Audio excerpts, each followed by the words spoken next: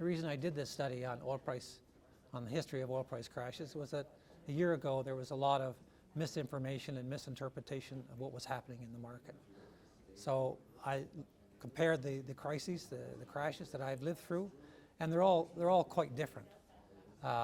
If you want to draw a similarity, there is some similarity between today and the 1985-86 crash.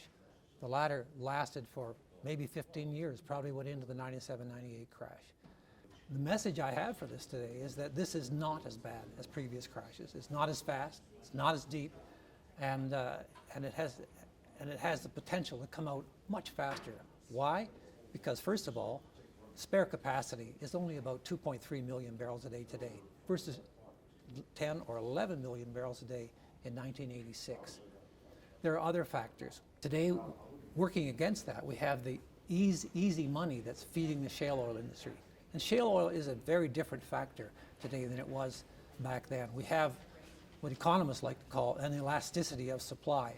And the industry has been impressively good at extending that shale oil. A year ago, most people expected that the shale oil would drop like a stone as soon as the price dropped. That's not the case, but it is dropping. And at the same time, we can't discount demand. Although the macroeconomy in the world is kind of sluggish, demand is coming up. There are signs of demand increasing, not the least of which is the increased sales of SUVs in the United States. Implications for Canada? Indeed, they are for Canada. It's not just Alberta. Today, over 60% of Canada's oil comes out of the oil sands. 1985-86 was something like 17%. Now, the oil sands are a technology-intensive, people-intensive, service-intensive sector, and they draw goods and services and investment right across the country. And so, back in 85-86, maybe Sarnia or Hamilton rather felt the effects of a collapse in the oil price. But today, it's felt across the country, manifestly so, because as the head of the Bank of Canada said earlier this year, growth has been atrocious. We're coming out of it, and we will come out of it, and oil prices, in my view, will rebound in 2017, because I don't see the fundamentals there that we had in 85-86 to argue in favor of a very prolonged, multi-year, 5-6 year price crash.